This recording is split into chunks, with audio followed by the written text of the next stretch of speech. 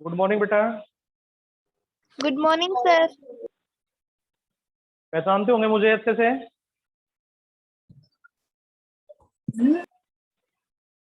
जानते होंगे ना बेटा, या भूल गए? Yes sir. हाँ बेटा, कुछ समय के लिए छुट्टियां ली हुई थी और आज फिर जो है चेयरमैन सर की वो थी, जैसे आप लोग परेशान।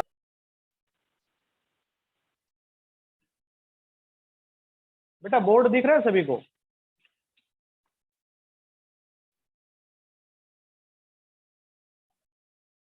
Gagandeep, yes sir. बैठो बेटा क्लास में। बोर्ड दिख रहा है सभी को? देखिए, उन्होंने बताया कि आपको एपी पढ़ाया जा रहा था, अर्थमेटिक प्रोग्रेशन। और मैं स्टार्ट कर रहा हूँ यहीं से, क्योंकि मुझे नहीं पता आपको कितना पढ़ाया गया है, कितना आपका रह रहा है। अभी मैं एपी से स्टार्ट कर रहा हूँ इसी टॉपिक से दोबारा। ठीक है, ध्यान दीजिए। इसमें अगर किसी को कोई दिक्कत आती है तो हम बाद में लास्ट में क्लास में 5, 7, 10 मिनट जो आपको टाइम दिया जाएगा, जैसे कि डीन सर ने बताया, डिस्कस करेंगे उस चीज के ऊपर, अगर कोई चीज समझ में नहीं आए तो। सबसे पहले मैं बात करता हूँ प्रोग्रेशन की। तो एपी होता है क्या है, प्रोग्रेशन होता है क्या आपका? प्रोग्रेस वर्ड सुना आपने? प्रोग्रेस कहते हैं आजकल बहुत प्रोग्रेस कर रहे हो। प्रोग्रेस सुना होगा ना? प्रोग्रेशन का मतलब क्या होता है, कौन बताएगा मुझे? कोई बच्चा बताएगा आप में से प्रोग्रेशन का मतलब? प्रोग्रेशन का मतलब बेटा वृद्धि, एक तरह से। ठीक है, प्रोग्रेशन की बात करें तो इसमें 3 चीजें पढ़ लेते हैं हम, एपी, जीपी और एचपी। अर्थमेटिक प्रोग्रेशन बोलते हैं इसको। एपी का मतलब होता है अर्थमेटिक प्रोग्रेशन, जीपी का मतलब होता है ज्योमेट्रिक प्रोग्रेशन, एचपी का मतलब होता है हार्मोनिक प्रोग्रेशन। ठीक है, अब मैं बात करता हूं एपी की, क्योंकि आपका जो सिलेबस है 10th क्लास में एपी ही है। लेकिन आप एनटीएससी के अगर बच्चे हैं तो उस लिहाज से आपको थोड़ा बहुत एचपी और थोड़ा बहुत जीपी भी बताया जाएगा, कॉमन चीजें बताई जाएंगी। ठीक है, सबसे पहले हम एपी की बात करते हैं, अर्थमेटिक प्रोग्रेशन की। तो अर्थमेटिक प्रोग्रेशन का मतलब क्या होता है? एक ऐसी सीरीज, प्रोग्रेशन का मतलब एक ऐसी सीरीज जिनका कॉमन डिफरेंस आपका इक्वल हो या कांस्टेंट हो। मान लेते हैं कि आपकी फर्स्ट टर्म क्या है? फर्स्ट टर्म आपकी, आपने ए मान ली, कोई भी एक टर्म है, कोई एक सीरीज है, फर्स्ट टर्म आपकी ए है। कॉमन डिफरेंस क्या आपका? डी है। तो वहां पे आप क्या करेंगे, जो सीरीज क्रिएट होगी आपकी, वो सीरीज क्या बनेगी? A plus D, A plus 2D, A plus 3D and so, आपकी जर्नल टर्म्स बनती जाएगी। ठीक है, जैसे अगर मैं अर्थमेटिक प्रोग्रेशन की बात कर रहा हूं, अगर मैं साफ भाषा में आपको समझाऊं कि अगर कोई स्टार्ट आपकी सीरीज जो है वो 5 से स्टार्ट होती है और 3 उसका कॉमन डिफरेंस है, तो अगली टर्म आपकी 8 आएगी, उससे अगली टर्म आपकी 11 आएगी, उससे अगली टर्म आपकी 14 आएगी, फिर 17 आएगी, फिर 20 आएगी, फिर 23 एंड सो।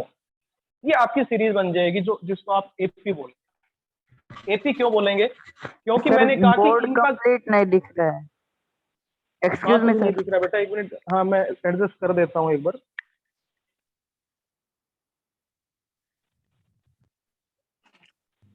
बेटा जो लिख रहा हूँ वो तो दिख रहा है आपको? सर ये कॉमन डिफरेंस कंप्लीट नहीं दिख रहा। कोई बात नहीं, आप ये कहना चाह रहे हैं इधर नहीं दिख रहा है ये? अगर सर हम मोबाइल को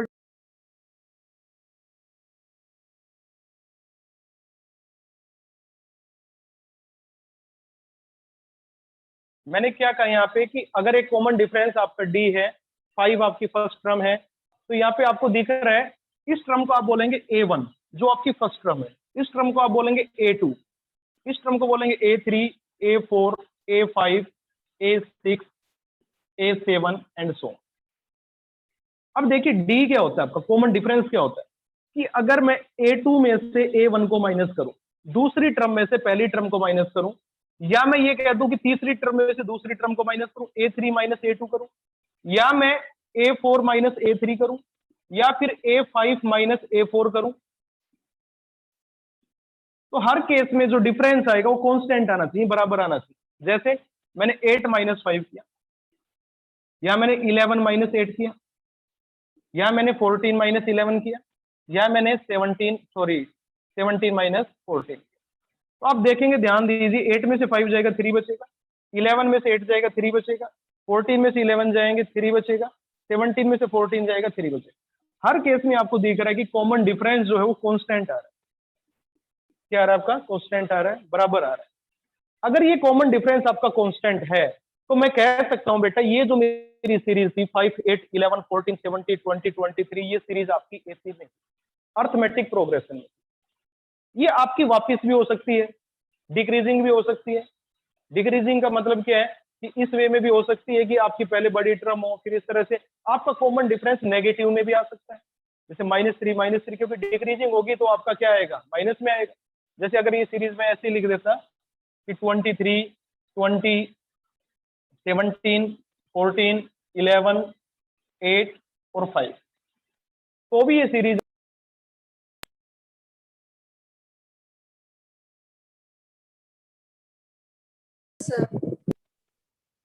देखिए बेटा, ध्यान दीजिए, मैंने कहा कि आप ये ना समझे केवल सीरीज आपकी असेंडिंग ऑर्डर में रहेगी, आपकी बड़ी टर्म पहले स्टार्ट हो सकती है, उसके बाद फिर जैसे मैंने इस सीरीज को रिवर्स किया जस्ट और कुछ भी नहीं किया, तो इस केस में क्या होगा, जब मैं सेकंड टर्म में से फर्स्ट टर्म को माइनस करूंगा, A2 माइनस A1 करूंगा, तो आपका कॉमन डिफरेंस नेगेटिव आ जाएगा और कुछ फर्क नहीं पड़ेगा, लेकिन रहेगा कांस्टेंट। अब A3 माइनस A2 करूंगा तो 17 माइनस 20, फिर -3 आया। A4 माइनस A3 करूंगा तो फिर क्या आएगा आपका? 14 माइनस 17, फिर -3 आया। मतलब हर केस में क्या आ रहा है आपका? बराबर आ रहा है। यहाँ जैसे +3 +3 +3 आ रहा, तो यहाँ पे क्या आ रहा है? केवल आपका -3 आ रहा है। ठीक है, और कोई फर्क नहीं इसमें। अब आगे देखिए, इसमें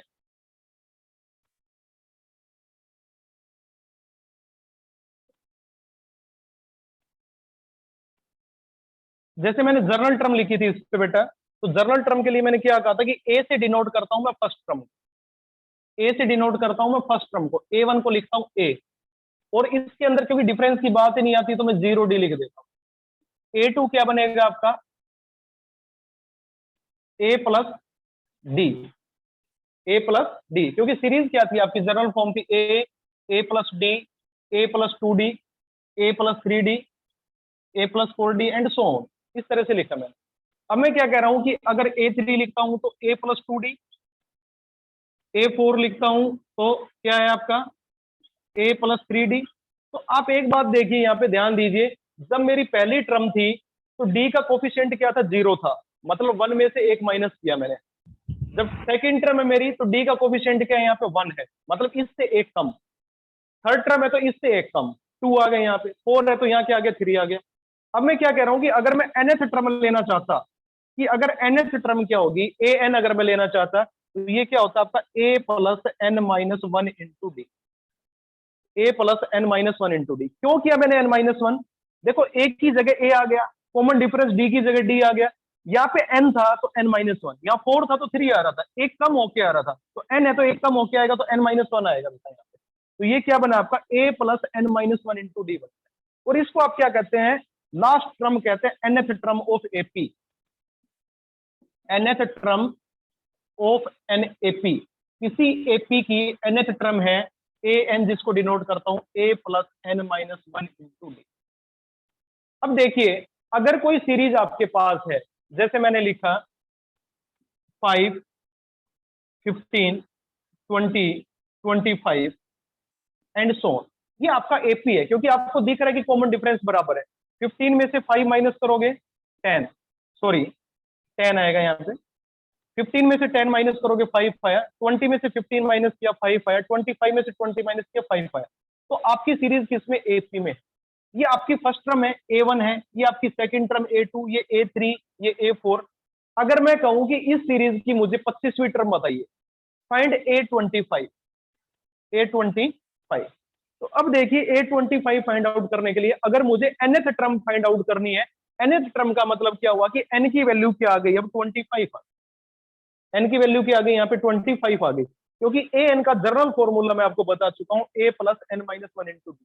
अगर इस फॉर्मूले के अंदर आपको फर्स्ट टर्म पता है, आपको कॉमन डिफरेंस पता है, तो आप nth टर्म फाइंड आउट कर सकते हैं। तो देखिए A25 का मतलब क्या बना, A25 का मतलब बनेगा A प्लस n की वैल्यू क्या थी, n minus one into D जो था, तो A की वैल्यू तो A प्लस n की value 25 minus one into D, इसको लिख सकता हूँ A प्लस 24D। A25 का मतलब क्या हुआ, A प्लस 24D। अब A मुझे पता है कितना है, A मेरी फर्स्ट टर्म है 10 और D मुझे पता है कितना मेरा 5। D कॉमन डिफरेंस क्या था मेरा 5। तो मैं क्या लिखूंगा यहाँ पे, A की जगह क्या लिखूंगा 10 क्योंकि फर्स्ट टर्म थी, प्लस 24 इंटू डी की जगह क्या लिखूंगा मैं 10। तो ये क्या हो गया 10 प्लस 240 सॉरी 5 लिखूंगा डी की जगह, सर क्योंकि 170। डी मेरा क्या, हाँ तो ये कितना हुआ 24 को 5 से मल्टीप्लाई करेंगे 120 बना बेटा, 170 कैसे बनेगा, देखो 5 से करोगे आप 24 को 5 से मल्टीप्लाई करोगे तो कितना बनेगा 120 बनेगा, और प्लस 10 तो कितना आंसर आया आपका 130 आंसर आया।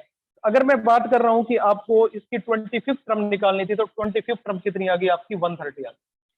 सही है भाई 130 या नहीं है, कैलकुलेशन में गलती तो नहीं है कहीं, 170 कैसे आ रहा है आपका, देखो डी क्या आपका, डी बेटा 5 है यहाँ पे, 24 को 5 से मल्टीप्लाई करवाओगे तो 5 4 जा 20, 5 2 जा 10 और 2 12। तो आपको ये थोड़ा सा कैलकुलेशन तो आपकी स्ट्रॉन्ग होनी चाहिए इस लेवल पे, नहीं तो मार खा जाओगे आगे चल के। 24 को 5 से मल्टीप्लाई करोगे 120 और 10 इसमें प्लस होगा तो कितना बनेगा 120 प्लस 10 क्या बन जाएगा आपका 130 बन जाएगा। तो मैं इस तरह से बेटा कोई भी टर्म अगर उसने पूछी हो एन टर्म में फाइंड आउट कर सकता हूँ। ये जर्नल जो आपका फॉर्मूला है वो आप याद रखना, इसमें एन टर्म ऑफ एपी क्या होता है, A N equal to A plus N minus one into D. अब बात क्या आती है देखिए, इसको दूसरा नाम मैं क्या दे सकता हूं, एल बी कह सकता हूं, इसको एल बी लिख देता हूं इसको कभी कभी मैं। एल का मतलब क्या था, लास्ट ट्रम ऑफ एपी। अब एपी की लास्ट टर्म क्या होगी ये बताइए मुझे, किसी एपी की लास्ट टर्म बता सकते हो आप, अगर कोई सीरीज आपके सामने है और मैं कहूं बेटा इसकी लास्ट टर्म क्या होगी तो आप बता सकते हो, जैसे मैंने कहा no sir. 10 20 30 40 and so on, ये कोई एपी है, मैं कहूं बेटा बताइए इसकी लास्ट टर्म क्या होगी, तो कोई बच्चा कहेगा सर 100, फिर कोई कहेगा नहीं सर 200, फिर सर कहेगा कोई इनफाइनाइट। 1000 1000। तो ये मतलब आगे तक बढ़ती जाएगी। लास्ट टर्म क्या है जो उसने हमसे पूछा है, nth टर्म हमारे लिए उस सीरीज की लास्ट टर्म है, ठीक है। तो कई बार वो उसको nth टर्म को ही क्या कह देता है, लास्ट टर्म कह देता है। कि अगर किसी सीरीज की मान लो अगर वो जाके यहां लिख देता है 100, इस तरह से वो क्या लिख देता है, मान लो 100 लिख दिया, तो अब उसने इस तरह से लिखा 10 20 30 40 और 100 लिख दिया उसने, ठीक है। अब वो पूछता है कि बताइए कि इसमें टोटल टर्म कितनी है, क्या पूछता है, टोटल टर्म कितनी है। अब तक तो उसने कहा था 25th टर्म बताइए, अब उसने क्या कहा कि एल दे दिया उसने, लास्ट टर्म दे दिया आपको, ए दे दिया आपको, कॉमन डिफरेंस आप निकाल लेंगे क्योंकि एपी के अंदर सीरीज है। अब वो पूछता find N, total number of terms, total number of terms पूछता है वो, क्या पूछता है, टोटल नंबर ऑफ टर्म्स। तो इसमें क्या करेंगे आप, टोटल नंबर ऑफ टर्म्स के लिए वही फॉर्मूला आपका जो मैंने बताया था, ए एन क्या आपका A plus N minus one into D. देखो जनरल फॉर्मूला मैं आपको बता चुका हूं, ए एन क्या होता है A plus N minus one into D. A क्या होता है, ए आपकी फर्स्ट टर्म जो ए वन कितना 10 प्लस एन क्या है, एन आपको निकालना है क्योंकि टोटल नंबर ऑफ टर्म्स तो पूछा उसने, एन की वैल्यू तो पूछी है, ठीक है कोई बात नहीं, मैं लिख देता हूं एन माइनस वन। डी कितना है आपका, डी मैंने देखो यहां से निकाला, जब मैं A2 में से A1 को माइनस करता हूं तो डी कितना है, A2 minus A1 means 20 minus 10 equal to कितना है 10 आ गया। तो ये डी क्या आ गया, कॉमन डिफरेंस आ गया, कितना आ गया 10। ए एन क्या है, अब ए एन क्या था, ए एन तो मेरी मैंने कहा लास्ट टर्म है, क्योंकि मैं यहाँ पे बता चुका हूं कि हम इसको लास्ट टर्म भी बोलते हैं। और इस सीरीज की लास्ट टर्म क्या थी, इस सीरीज की लास्ट टर्म क्या थी, 100 थी। बात समझ में आई। अब इसको सिंप्लीफाई करना है, ये 10 इधर प्लस हो रहा है तो पहले इसको इधर ले आइए, तो ये 100 minus 10 equal to N minus one into 10। जब 100 में से 10 माइनस करोगे 90 बना, और ये n माइनस वन इंटू 10 बन गया, 90 0 से 0 कैंसिल आउट हो गया, तो ये n minus one equal to क्या बच गया, यहाँ पे 9 बच गया, तो n की वैल्यू क्या आ गई, 9 प्लस वन इक्वल टू क्या आ गई 10 आ गई। तो टोटल नंबर ऑफ टर्म्स कितनी होंगी यहाँ पे 10 आएंगी, n की वैल्यू कितनी आएंगी 10। इस सीरीज में अगर लास्ट टर्म ये है 100 है तो नंबर ऑफ टर्म्स कितनी आएंगी आपके पास 10 टर्म हो जाए। शायद बेटा आप फाइंड आउट कर सकते हैं। मेरे ख्याल से कोई ये दो चीजें मैंने आपको समझाई हैं अभी तक। एक तो मैंने कहा कि nth टर्म फाइंड आउट करना आपको, a plus N minus one into D, जहाँ आपको a पता होगा, n की वैल्यू पता होगा, d की वैल्यू पता होगा, आप n टर्म फाइंड आउट कर लेंगे। दूसरी चीज मैंने आपको बताई कि अगर आपको लास्ट टर्म दे दी जाए, an की वैल्यू दे दी जाए और वो नंबर ऑफ टर्म्स पूछे आपसे कि सीरीज में टोटल टर्म्स कितनी है, जैसे एक क्वेश्चन और कर लेते हैं हम।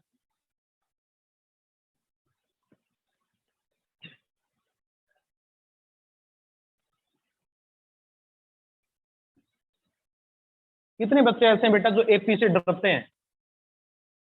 क्योंकि देखिए मैं आपसे नहीं पढ़ा रहा, कुछ बच्चे, क्योंकि ये एक ऐसा टॉपिक होता है जो आप 10th क्लास में ही पढ़ते हैं, इसको पहले थोड़ा बहुत भी फेमिलियर नहीं होते, तो एपी से बहुत डरते हैं बच्चे। आप लोग तो पढ़ चुके हो ना इस टॉपिक को, सर ने आपको पढ़ा दिया था ना, कुछ तो थोड़ा बहुत तो पढ़ाया होगा। Yes sir. तो समझ आया था सभी को? Yes sir. सर थोड़ा बहुत समझ में आया था। चलो कोई बात नहीं, आएगा बेटा, अच्छे से आएगा, डोंट वरी। अब देखिए मैं क्या कह रहा हूँ, इसमें क्या है कि एपी के लिए मैं आपको कहा कि मैंने टोटल नंबर ऑफ टर्म्स बतानी थी। अब फिर एक क्वेश्चन ऐसे दे रहा हूं मैं, जैसे मैंने लिखा है यहाँ पे, वही लिख देता हूँ 10, 20 या 10, 15, 20, 25 एंड सो ऑन 900 लिखता हूँ। क्या लिख दिया लास्ट में? 900। अब मैं पूछ रहा हूँ कि टोटल नंबर ऑफ टर्म्स बताएं। ये सीरीज एपी में है, आपको क्या बताना है? टोटल नंबर ऑफ टर्म्स बताना।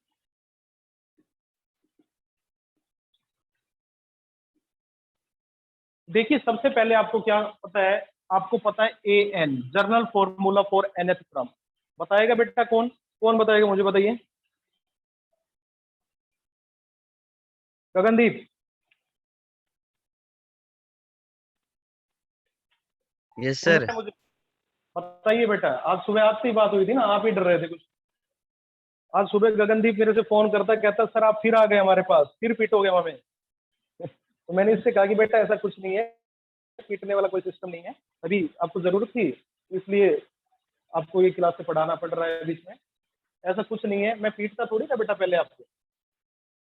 इतना नहीं डरते गगनदीप। आप बताइए मुझे ए एन जर्नल फॉर्मूला क्या होता है एन टर्म के लिए?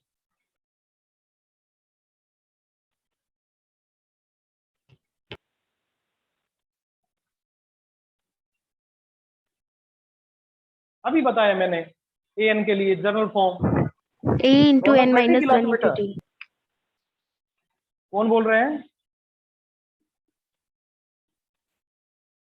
रौनक है बेटा क्लास में?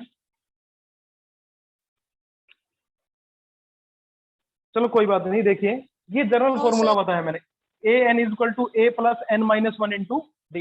ये जनरल फॉर्मूला है किसके लिए? एन टर्म फाइंड आउट करने के लिए। फिर क्या करेंगे हम इसमें? A plus N minus one into D आप लिख चुके हैं, तो अब आपको ए एन की वैल्यू पता है। ए एन कितना है आपको ये बताइए मुझे? ए एन कितना है? 900 है। 900. 179 वेरी गुड बेटा, जो लोग आंसर निकाल चुके हैं। सर। मैंने इसीलिए थोड़ा सा टाइम दिया आपसे, मैं चाहता था कि कुछ बच्चे निकाल के मुझे बता दें। बच्चों का आंसर है 179। हम चेक कर लेते हैं एक बार इसको। डी कितना आएगा? देखिए डी, डी आएगा 5, क्योंकि 15 में से 10 माइनस हो रहा है, कितना आएगा? 5। अब सबसे पहला काम क्या करना मुझे? ये 10 इधर आएगा, 10 इधर आएगा, तो 900 minus 10 equal to n minus 1 into 5। ठीक है, अब ये कितना बचा यहाँ पे? 890 बचेगा भाई। 10 जब 900 में से 10 माइनस करोगे तो 890 बचा, और n minus 1 into 5।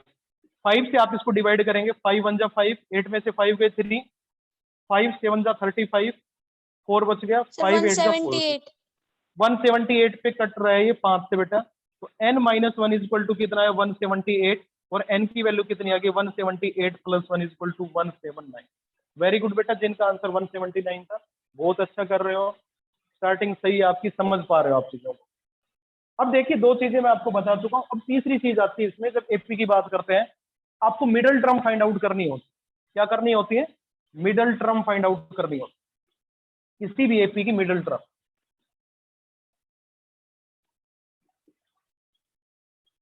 Middle term of an AP. अगर कोई सीरीज आपकी एपी में है तो ये पूछता है कि बताइए इसकी मिडल टर्म क्या होगी। अब देखो मिडल टर्म के लिए दो केस बनते हैं। पहला केस क्या बनता है? पहला केस बनता है if number of terms are odd. अगर जो टर्म्स हैं आपके पास, जितनी भी टर्म्स हैं, अगर उनकी संख्या ओड में है, अगर वो ओड है, तो आप क्या आंसर देंगे? सेकेंडली क्या है? If number of terms are even. अगर आपके पास इवन टर्म्स है तो आपका आंसर क्या है? देखिए, एक छोटी सी बात मैं आपको समझा दूं, आपको इसमें चिंतित नहीं होना है कि ये ओड और इवन सर ने क्या लिख दिया यहाँ पर। जैसे मैंने कहा कि एक कोई सीरीज लिखी मैंने, 1 5 9 13 70। देखो 4 4 प्लस किया मैंने, 1 में 4 प्लस किया 5, 5 में 4 प्लस किया 9, 9 में 4 प्लस किया 13, 13 में 4 प्लस किया 17। तो आप इतना तो समझ गए होंगे कि सीरीज आपकी जो है वो किसमें है? एपी के अंदर है। ठीक है, अब मुझे क्या पता करना था? मुझे मिडल टर्म बतानी थी। मान लो मेरी सीरीज इतनी ही है, मेरी सीरीज क्या है? इतनी ही। तो मैंने क्या देखा? सबसे पहले मैंने एन की वैल्यू देखी। किसकी वैल्यू देखी? एन। एन मतलब number of terms. Number of terms मेरी इवन है या ओड है? इवन है या ओड है? ठीक है, अगर मेरी नंबर ऑफ टर्म्स ओड हैं, जैसे मैंने ये कहा कि 1 2 3 4 5, यहाँ पे नंबर ऑफ टर्म्स कितनी है? 5, ओड है। ठीक है, तो मेरी मिडल जो टर्म होगी वो क्या होगी? मिडल टर्म होगी मेरी n plus 1/2, 2th term. n plus 1/2th term क्या होगी? मेरी मिडल टर्म होगी। जैसे यहाँ पे n क्या था? आपका 5 था, तो मैंने क्या लिखा? 5 प्लस 1/2 मीन्स 6/2, 2 से Sir, कट 9 गया is the 3, middle term. मतलब थर्ड टर्म। मतलब 6 को 2 से काटा तो थर्ड टर्म मेरी क्या होगी? मिडल टर्म होगी। तो थर्ड टर्म मैंने काउंट किया यहाँ से 1 2 3, और थर्ड टर्म मेरी क्या आ गई? 9 आ गई। वेरी गुड बेटा, दिख रहा है मुझे भी 9 आपकी क्या है? Middle term. लेकिन मैं समझाने की कोशिश कर रहा हूँ कि मैंने इवन ओड लिखा, उसका मतलब क्या है? कि सीरीज आपकी क्या होगी? जो आपकी टर्म्स हैं वो या तो इवन नंबर ऑफ टर्म्स होंगी, आपकी ओड नंबर ऑफ टर्म्स होंगी। अगर ओड होंगी तो आपको कोई टेंशन ही नहीं है। ओड होंगी तो आपकी जो मिडल टर्म होगी वो 1 टर्म होगी आपकी। ओड के अंदर आपकी जो मिडल टर्म आएगी, in odd terms number of middle terms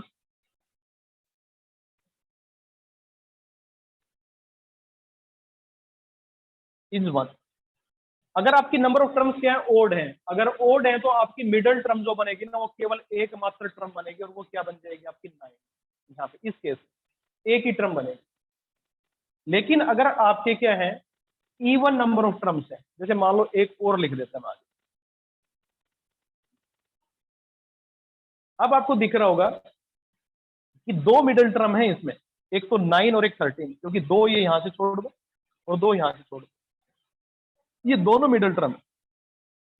अगर आपकी नंबर ऑफ टर्म्स किसी सीरीज में इवन है, तो इवन का मतलब अब n की वैल्यू कितनी होगी? 6 होगी यहाँ पे, क्योंकि 1 2 3 4 5 6 टर्म होगी आपके पास। अगर 6 टर्म होगी तो 6 क्या आपका इवन नंबर है, मतलब इवन नंबर ऑफ टर्म्स है आपकी। क्या है? आपकी इवन नंबर ऑफ टर्म्स है। और अगर इवन नंबर ऑफ टर्म्स है तो आपके लिए जो फॉर्मूला होगा वो देखिए। फॉर्मूला क्या होगा आपका?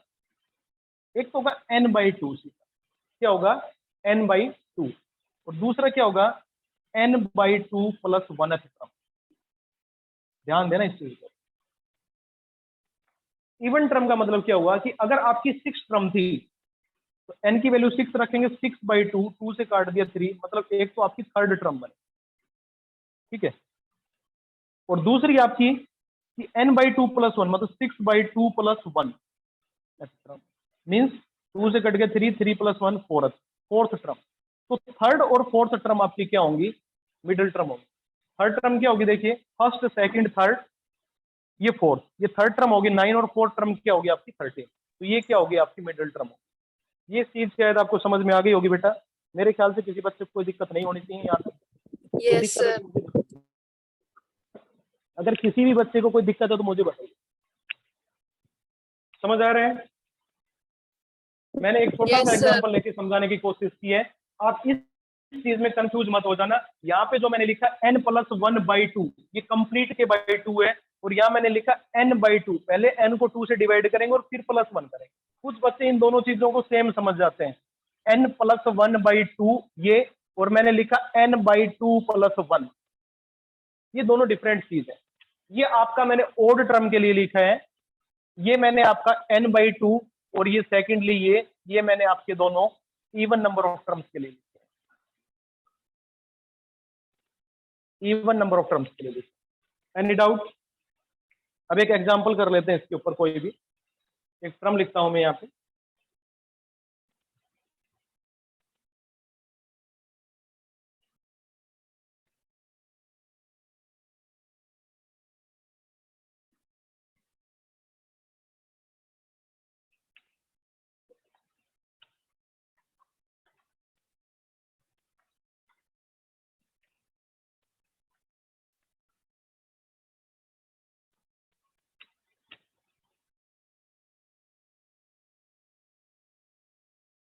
ये है जैसे बेटा 3, 8, 13 और लास्ट में लिखा है 253। क्वेश्चन है आपका 3, 8, 13 और फिर क्या लिखा है 253। अब देखिए सबसे पहले मैं क्या कह रहा हूँ, इसमें आपको क्या निकालनी है, मिडल टर्म निकालनी। क्या निकालनी है? Middle term.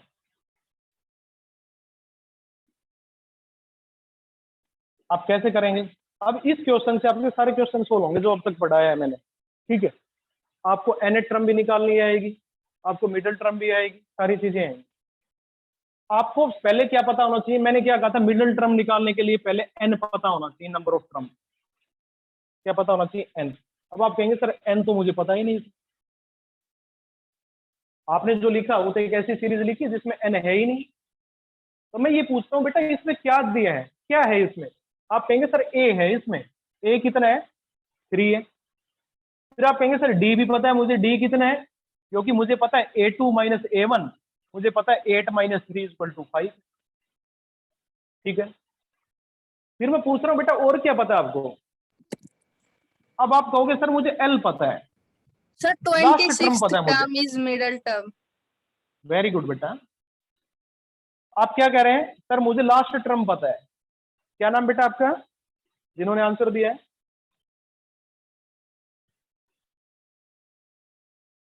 नाम जान सकता हूँ बेटा Sir, आपका? Ruchi. रुचि। वेरी गुड बेटा रुचि, अच्छा कर रहे हैं, क्योंकि बहुत टाइम हो गया, अब नाम ध्यान नहीं है। ठीक है। देखिए एल क्या हो गया? 253 लास्ट टर्म हो गई आपकी। इसको मैं क्या कह सकता हूँ? ए एन भी कह सकता हूँ, ए एन एनथ टर्म भी कह सकता हूँ इसको। अब मैंने क्या किया, अब आप ये कहेंगे सर मुझे पता है ए एन, जो एनथ टर्म थी उससे मैं एन फाइंड आउट कर सकता हूँ। क्या कर सकता हूँ? N find out. तो मैं पूछूंगा बेटा जर्नल टर्म बताइए पहले, ए एन की वैल्यू क्या होती है? तो आप क्या कहेंगे? सर ये तो बहुत सिंपल है, a + n - 1 × d।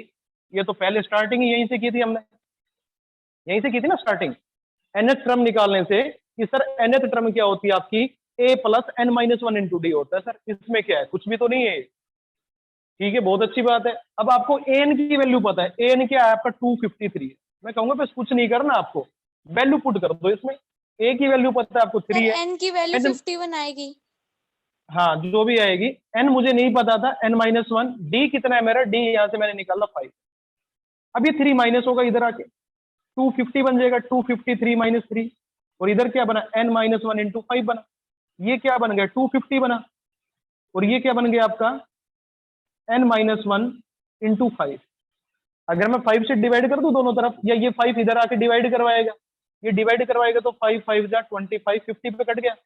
तो n - 1 की वैल्यू कितनी आई? n - 1 की वैल्यू 50 आई। तो n की वैल्यू कितनी आ गई? 51। n क्या आ गया? 51। अब मैं ये कह रहा हूं बेटा मुझे पता चल गया कि n कितना है? 51। नंबर ऑफ टर्म्स पता चल गया मुझे। क्या पता चल गया मुझे? Number of terms. जो मेरे पास एपी था उस एपी की मुझे टर्म पता चल गई कि टोटल टर्म कितनी है मेरे पास। तो कितनी टर्म है मेरे पास? 51 टर्म है मेरे पास। अब 51 टर्म चलते ही आपके माइंड में एक चीज आई कि सर ने क्या कहा था, मुझे फाइंड आउट क्या करना था? मुझे तो मिडिल टर्म निकालनी थी बेटा। मिडिल टर्म के लिए आपने फिर सोचा कि सर ने कहा था कि दो चीजें हो सकती हैं, या तो n हमारा ओड होगा या n हमारा इवन होगा। ठीक है, ओड होगा तो कोई झंझट ही नहीं है। अब आपने देखा यहाँ n क्या आपका? ओड या इवन? तो यहाँ पे आप देख रहे हैं n ओड है आपका 51, क्योंकि 2 से डिवाइड नहीं हो रहा। कोई ऐसा तो नहीं बैठा यहाँ पे जिसको ये नहीं पता हो कि ओड भी क्या होता है, सर ओड इवन क्या होता है? ऐसे तो नहीं होंगे, या हैं? नहीं होने चाहिए। n क्या है यहाँ पे? 51 है। 51 के आगे आपका ओड आ गया, तो n क्या है आपका? Odd number, n is equal to odd. और ओड टर्म जब आपको मैंने बताई थी तो मैंने कहा था मिडल टर्म कैसे निकालोगे आप? मिडल टर्म फॉर्मूला बताया था बेटा, कौन बताएगा आप में से? सर, एक बच्चे को मुझे बताइए। Sir n+1 divide by 2। Very good. आवाज जानी पहचानी लग रही है, किसने बताया? सर रुचि ने। रुचि ने, वेरी गुड। सब कुछ रुचि बताएगी, आप नहीं बताएंगे और कुछ। 51 + 1/2, 52 डिवाइडेड बाई 2, तो कितना आया बेटा? 26 आ गया। मीन्स 26 आंसर नहीं है आपका, मिडिल टर्म नहीं आई है। 26 टर्म फाइंड आउट करनी है अब आपको। क्या फाइंड आउट करना है? 26 टर्म इज मिडल टर्म। कहीं आप ये कह दो कि सर मिडल टर्म 26 आ गई, आप ये मत सोच रहे 26 टर्म, TH लगा है यहाँ पे, आंसर नहीं है। अब वो कह रहा है कि मिडल टर्म जो होगी ना, वो इस सीरीज की 26वीं टर्म जो होगी वो आपकी मिडल टर्म होगी। 26 टर्म की होगी आपकी, क्या होगी वो? मिडल टर्म होगी। अब देखिए, अगर A26 निकालना मुझे, देखो सारे क्वेश्चन सोल्व हो रहे हैं यहाँ पे। पहले मैंने क्या कहा? मैंने n निकलवाए, नंबर ऑफ टर्म निकलवाए, ठीक है। फिर मैंने इवन ओड निकालने के लिए जो आपका फॉर्मूला था वो यहाँ पे ओड टर्म थी तो n+1/2। फिर मैं कह रहा हूं कि अगर 26 टर्म है तो A26 निकालना है आपको। अब फिर वही फॉर्मूला, A26, n की वैल्यू 26, तो आपको पता होना चाहिए A + 25D बनेगा। ये धीरे धीरे शॉर्ट में लिखने की आदत डाली है इन चीजों को, हैबिट बनाइए कि A26 जब मैंने लिखा तो आप उसको लिख दे, सर A26 का मतलब हो गया A + 25D। क्यों? क्योंकि an क्या होता था सर? हमारा an होता था A + n-1 × D, और A26 पूछा सर आपने, तो A + n की वैल्यू 26 - 1 × D, तो ये हो गया आपका A + 26 - 1 25D सर। तो ये चीज ऐसे लिखने की बजाय अब हैबिट बना लो आपकी डायरेक्ट। अगर 26 है तो सर एक माइनस करके तो लिखना है मुझे। अगर मैं कहूं A53 होता तो क्या लिखते आप? A + 52D। A70 होता तो क्या लिखते आप? बताइए। अगर A70 लिखना चाहता ना, सर A69। हाँ, A + 69D ऐसे लिखते आप। तो इस तरह से हैबिट बना लीजिए, ताकि देखिए क्वेश्चन फास्ट करने की कुछ ट्रिक्स होती हैं, वो आपको आनी चाहिए धीरे धीरे। तो मैंने क्या लिखा? A26 चाहिए था मुझे, क्योंकि मुझे तो 26वीं टर्म चाहिए थी, तो मैंने क्या लिख दिया? A + 25D। अब क्या है यहाँ पे? A26 निकालना था मुझे, तो A की वैल्यू कितनी मेरी? A की वैल्यू मेरी 3 है, मैंने 3 भर दी यहाँ पे। 25 D कितना था मेरा? D मुझे पता था 5 था, तो 5, 3 + 25 को 5 से मल्टीप्लाई करोगे 125, 125 में 3 ऐड करोगे तो 128। तो आपकी जो मिडिल टर्म आएगी वो क्या आएगी? जहां भी आएगी मिडिल टर्म वो क्या आएगी? 128 आएगी। क्या आएगी मिडिल टर्म आपकी? 128। बेटा यहां तक किसी बच्चे कोई प्रॉब्लम है? देखो आपकी क्लास जो है वो 4-5 मिनट और बचे हुए हैं। अगर किसी बच्चे को यहां तक मैंने जो पढ़ाया है, क्योंकि मैंने कहा था लास्ट टाइम पे अगर किसी बच्चे को कोई प्रॉब्लम हो तो आप मुझे बताइएगा। अगर यहां तक मैंने आपको 3-4 चीजें बताई हैं, इनमें कोई दिक्कत है किसी बच्चे को तो मुझे बताइए। कोई भी बच्चा ऐसा है जिस